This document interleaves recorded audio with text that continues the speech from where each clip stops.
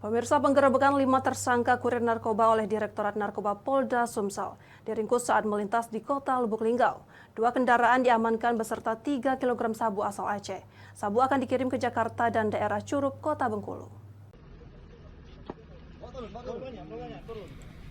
Dalam video amatir terlihat polisi mengamankan 2 kg dari dalam kendaraan Innova yang dikendarai 2 tersangka. Tak lama berselang, polisi mendapati informasi adanya mobil kedua yang turut membawa narkoba. Polisi pun melakukan pengejaran dan penghadangan kendaraan.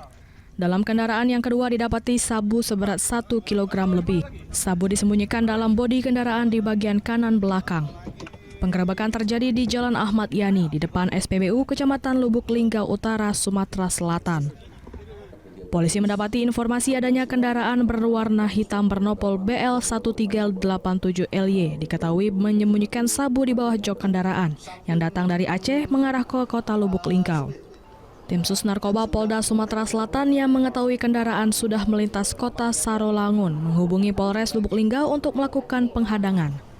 Nasib baik, setengah jam kemudian polisi kembali mendapati informasi adanya 1 kendaraan lagi jenis Sigra juga membawa sabu akan melintas di jalan yang sama dalam waktu bersamaan.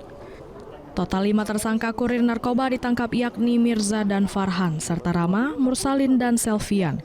Dari keterangan tersangka, mereka ada yang diupah 25 juta dan 30 juta rupiah. RM kurir asal Palembang yang menetap di Jakarta mengaku diupah sebesar 25 juta rupiah, bahkan tiket pesawat serta sewa kendaraan sudah dipersiapkan.